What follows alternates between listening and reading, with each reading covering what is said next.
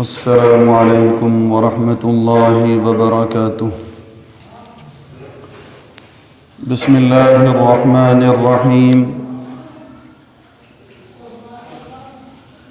الحمد للہ وکفى وسلام علی عباده الذین اصطفى، اما بعد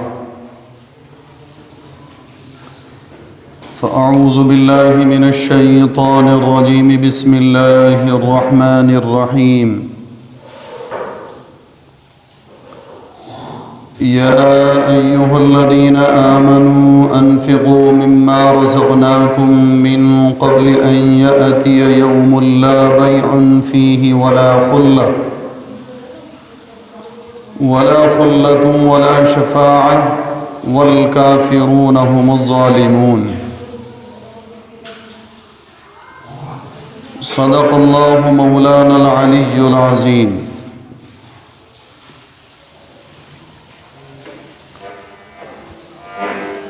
محترم بزرگوں اور دوستو،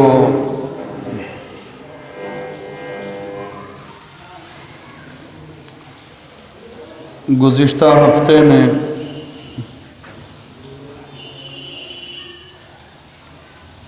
اللہ کے راستے میں، اللہ کے دین پر اپنی جان اور مال لگانے کے تعلق سے کچھ باتیں عرض کی گئی تھیں۔ اسی عنوان سے متعلق آج بھی قرآن کریم کے تیسرے پارے میں سے ایک آیت کریمہ تلاوت کی ہے۔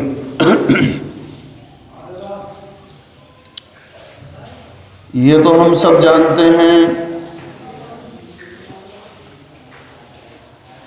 کہ جان اور مال یہ اللہ کی دی ہوئی دو عظیم نعمتیں ہیں۔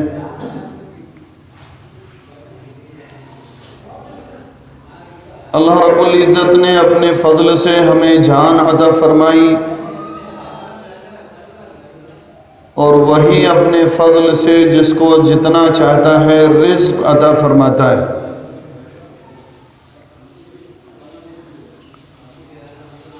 اب ان دونوں چیزوں میں اللہ رب العزت نے ہمیں حکم دیا ہے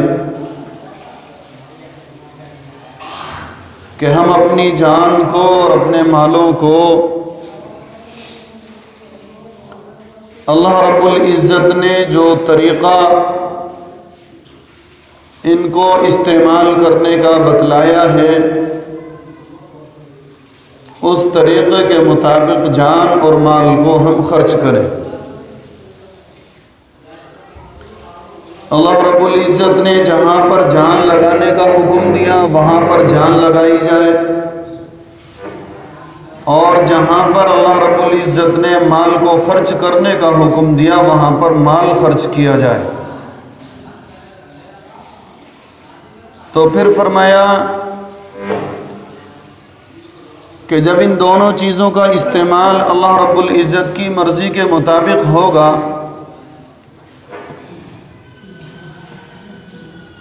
تو اللہ رب العزت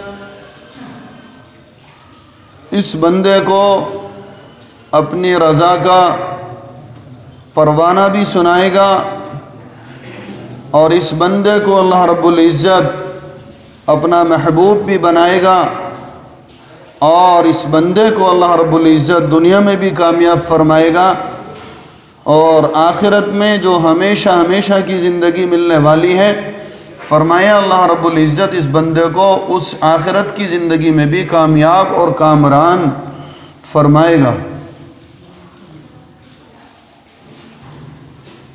کیونکہ اللہ رب العزت نے جان اور مال جو دی ہے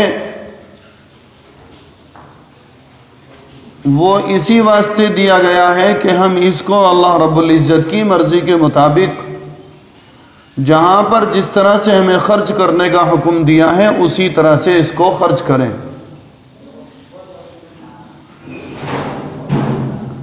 قرآن کریم کے اندر اللہ رب العزت نے ایک دوسری جگہ پر ارشاد فرمایا، ان اللہ اشترى من المؤمنین انفسهم واموالهم بان لهم الجنہ، کہ یقیناً اللہ رب العزت نے مومن کی جان کو اور ان کے مالوں کو جنت کے بدلے میں خرید لیا ہے۔ اب ہم یہ سمجھتے ہیں کہ جان ہماری ہے اور مال ہمارا ہے، ہم اس کے اندر جیسے چاہیں تصرف کریں، جیسے چاہیں اس کو استعمال کریں، جہاں چاہیں وہاں پر اس کو لگائیں، اس لیے کہ جان اور مال ہماری اپنی ملکیت ہے۔ لیکن یہ ایک دھوکہ ہے، نہ جان ہماری ہے اور نہ مال ہمارا ہے۔ جناب رسول اللہ صلی اللہ علیہ وسلم نے ایک حدیث پاک کے اندر ارشاد فرمایا ہے کہ قیامت کے دن بندے کے قدم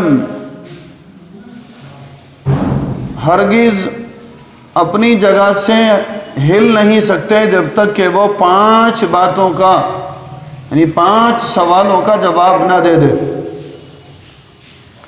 فرمایا ان میں سے پہلا سوال ہے کہ زندگی کہاں لگائی، اور دوسرا سوال ہے جوانی کہاں پر استعمال کی، جوانی کو کہاں پر لگایا، اور تیسرا سوال ہے مال کہاں سے کمایا، اور چوتھا سوال ہوگا کہ پھر وہ مال کہاں پر خرچ کیا، اور 5واں سوال یہ ہوگا کہ جو جانتے تھے اس پر تم نے کیا عمل کیا۔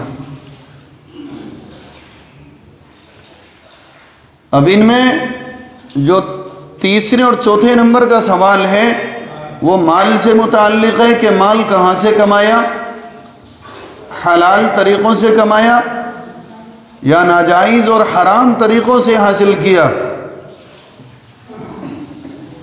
اور چوتھا سوال ہے کہ پھر وہ مال جو آپ نے کمایا تھا، حاصل کیا تھا، اس کو خرچ کہاں کیا، اچھے کاموں میں خرچ کیا یا برے کاموں میں خرچ کیا، اللہ اور اللہ کے رسول کی مرضی کے مطابق خرچ کیا یا من چاہی میں خرچ کیا، رسم و رواج میں، خرافات میں، معصیت میں، گناہوں میں، برے کاموں میں خرچ کیا، یہ سوال ہوگا۔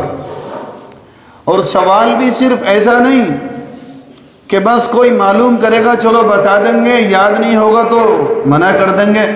فرمایا نہیں، جب تک کہ اس کا صحیح جواب نہیں دے پائیں گے تو اس وقت تک میدان محشر میں قیامت کے دن قدم نہیں ہلیں گے اپنی جگہ سے، جواب دینا پڑے گا۔ کہاں پر خرچ کیا بتائیے آپ۔ اسی طرح سے فرمایا پہلا جو سوال ہے وہ جان سے متعلق ہے، دوسرا سوال بھی جان سے متعلق ہے کہ جوانی کہاں پر خرچ کی اور زندگی کہاں گزاری۔ اس حدیث پاک سے بھی پتہ لگا، قرآن کریم کی آیتوں سے پتہ لگتا ہے کہ جان اور مال یہ اللہ کی دی ہوئی ہمارے پاس امانتیں ہیں، ہم بذات خود اس کے مالک نہیں ہیں۔ قرآن کریم کی جو خطبے میں آیت کریمہ تلاوت کی، اس آیت میں اللہ رب العزت بطور خاص ایمان والوں کو مخاطب کر کے ارشاد فرماتا ہے، یا ایھا الذین آمنوا انفقوا مما رزقناکم، اے ایمان والو ہم نے تمہیں جو مال دیا ہے، ہم نے تمہیں جو رزق دیا ہے، من قبل ان یأتی یوم لا بیع، اس دن کے آنے سے پہلے پہلے۔ کون سا دن؟ کہ قیامت کے دن سے آنے سے پہلے پہلے اس میں سے خرچ کر لو، اس مال میں سے آخرت کے لیے اپنے اکاؤنٹ میں جمع کر لو۔ ولا خلۃ ولا شفاعہ، کیوں؟ اس لیے کہ قیامت میں جب نیکیوں کی ضرورت ہوگی تو وہاں پر نہ تو کسی دوست کی دوستی کام آئے گی، ولا شفاعہ، اور نہ کسی کی سفارش چلے گی، کسی کی شفاعت بھی کام نہیں آئے گی، الا یہ کہ کسی کو اللہ رب العزت اپنے حکم سے شفاعت کرنے کی، سفارش کرنے کی اجازت دے دے، ورنہ تو اللہ کی اجازت کے بغیر کوئی کسی کی سفارش اور شفاعت نہیں کر سکتا۔ ولا شفاعت والکافرون هم الظالمون، اور سنو یہ کافر جو ہیں یہ تو ہیں ہی بہت ظالم، لیکن تم تو مسلمان ہو، تو یہ کافر جو ہیں انہیں تو پتہ نہیں آخرت کا، یہ تو اس کو مانتے نہیں، اس پر یقین نہیں رکھتے، تو اپنی مرضی سے جہاں چاہتے ہیں، جتنا چاہتے ہیں، جیسے چاہتے ہیں مال خرچ کرتے رہتے ہیں۔ لیکن تم تو مسلمان ہو، تم تو مومن ہو، تو تم تو اس بات کو سمجھو کہ تمہیں آخرت میں جانا ہے اور اللہ کے سامنے کھڑا ہونا ہے اور جواب دینا ہے، تو تم نے جو مال کمایا ہے اس کو کہاں پر خرچ کیا ہے، یا جو مال اللہ نے آپ کو دیا ہے اس کو اللہ کے راستے میں خرچ کرو۔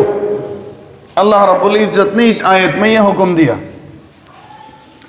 اب ہم یہ سمجھتے ہیں کہ مال تو ہمارا ہے، اچھا پھر جو لوگ خرچ کرنے والے ہیں وہ بھی کتنا خرچ کرتے ہیں؟ وہ مسجد میں اگر دے دیتے ہیں تو وہ سمجھتے ہیں ہاں دے تو رہے مسجد میں، ہم تھوڑا سا مدرسے میں دے دیا تو ہاں دے تو رہے مدرسے میں۔ فرمایا مسجد اور مدرسہ ہی صرف خرچ کی جگہ نہیں ہے، بلکہ اللہ کی تمام مخلوق خرچ کی جگہ ہے۔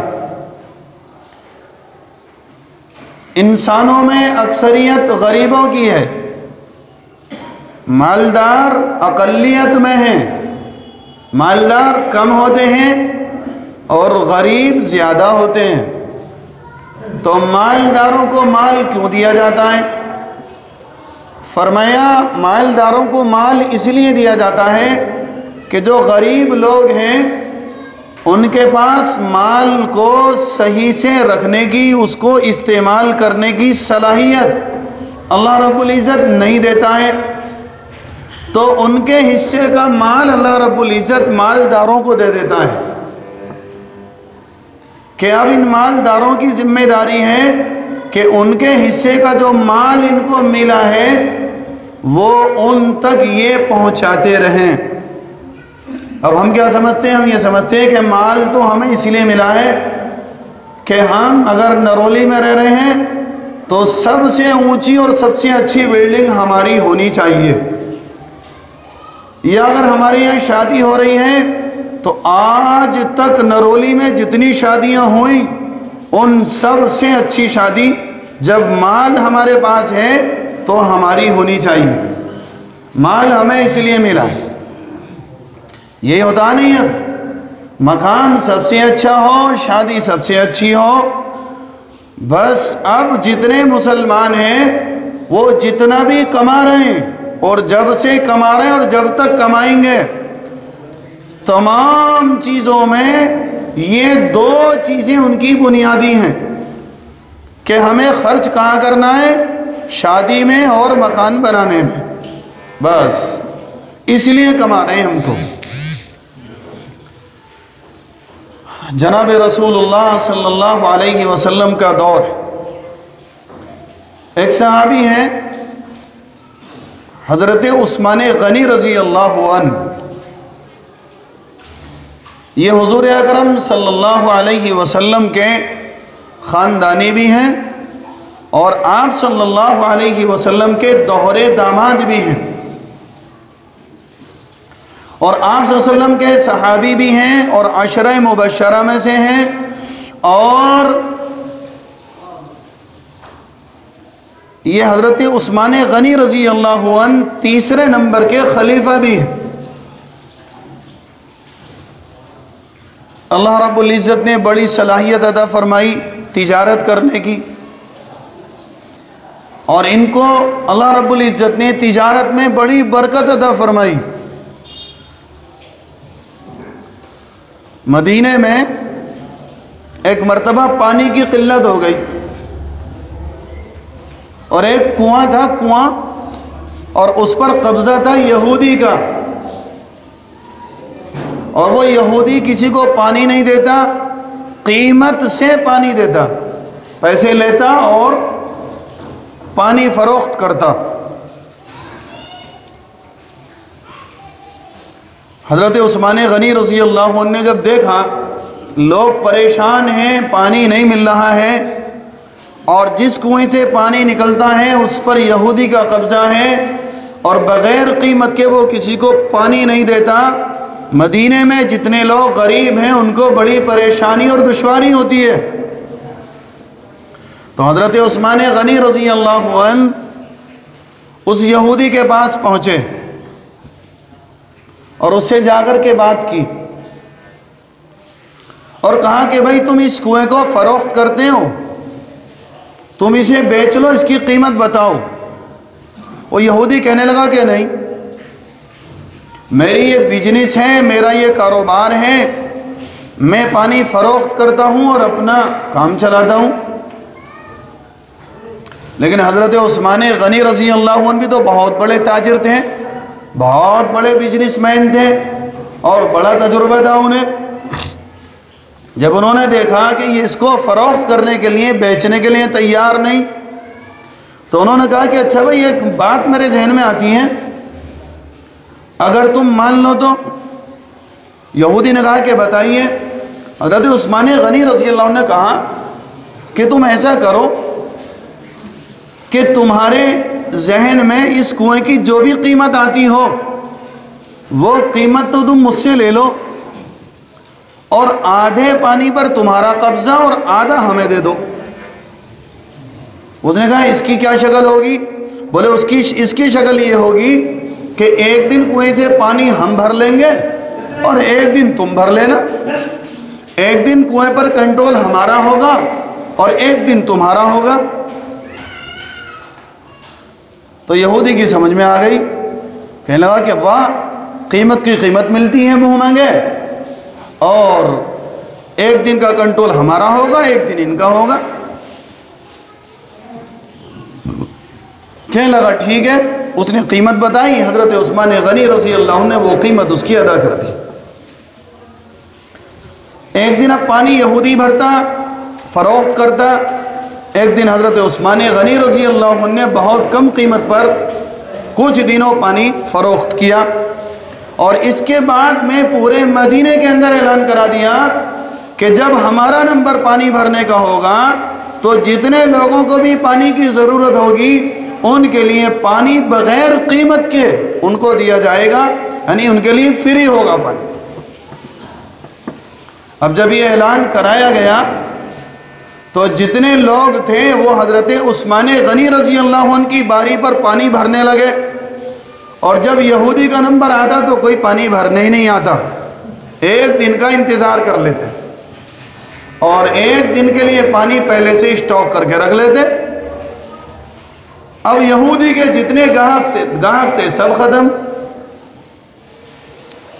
کچھ دن گزرنے کے بعد جب یہودی نے دیکھا کہ سارے مدینے کے لوگ اب حضرت عثمان غنی رضی اللہ عنہ کی باری پر پانی بھر لیتے ہیں اور میری باری پر کوئی پانی لینے نہیں آتا، تو اب یہودی خود حضرت عثمان غنی رضی اللہ عنہ کی خدمت میں حاضر ہوا اور کہا کہ حضرت وہ ایک دن جو ہماری باری کا ہے ہم اسے بھی بیچتے ہیں، اسے بھی آپ لے لیجیے۔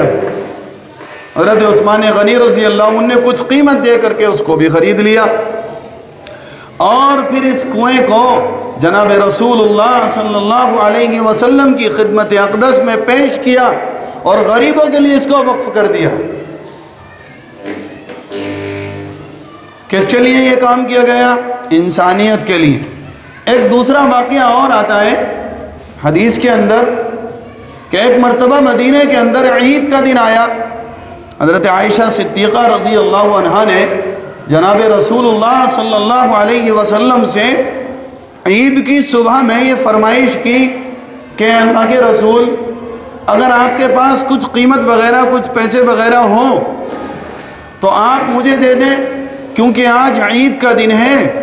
تو مدینہ کی جو غریب مستورات ہیں، عورتیں ہیں، وہ میرے پاس آئیں گی کچھ مانگنے کے لیے، تو میرے پاس تو کچھ ہے نہیں، اگر آپ کے پاس کچھ ہو تو دے دیں تاکہ میں ان کو مانگنے والیوں کو کچھ دے دوں.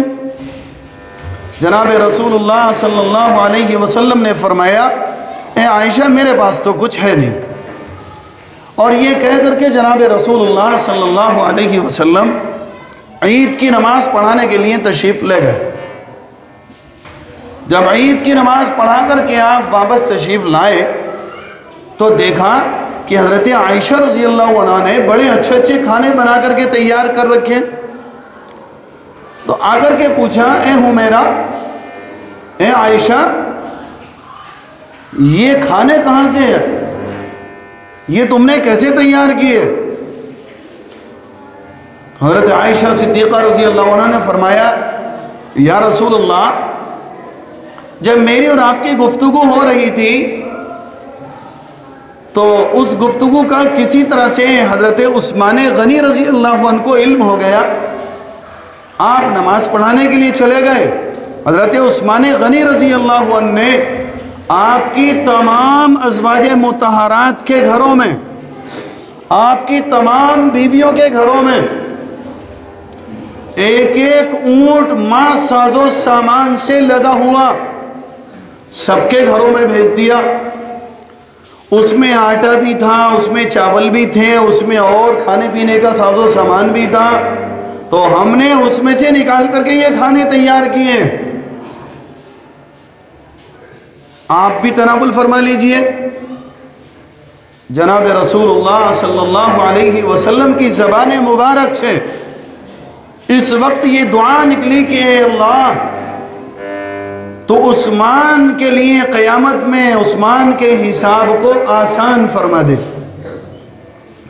حدیث میں آتا ہے کہ قیامت میں جتنے مالدار لوگ ہوں گے ان سب میں سب سے آسان اور ہلکا جو حساب ہوگا وہ حضرت عثمان غنی رضی اللہ عنہ کا ہوگا. غریب لوگ، حدیث میں آتا ہے، مالداروں سے 500 سال پہلے جنت میں جائیں گے، اور مالدار لوگ چاہے کتنے عبادت گزار ہوں وہ غریبوں سے 500 سال کے بعد میں جنت میں جائیں گے اگر ان کے ذمے کوئی گناہ نہ ہو تو. کیوں؟ اس لیے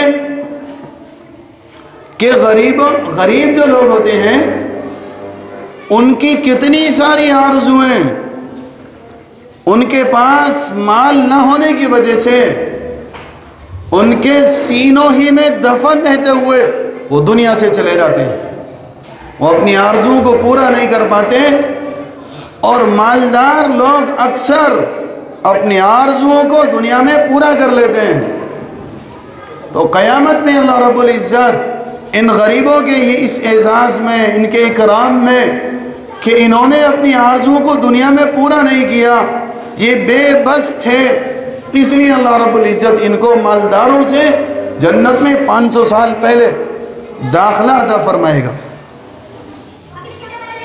اسی طرح سے ایک واقعہ اور آتا ہے حضرت عثمان غنی رضی اللہ عنہ کا حدیثوں کی کتابوں میں کہ ایک مرتبہ مدینے کے اندر گیہوں ختم ہو گئے،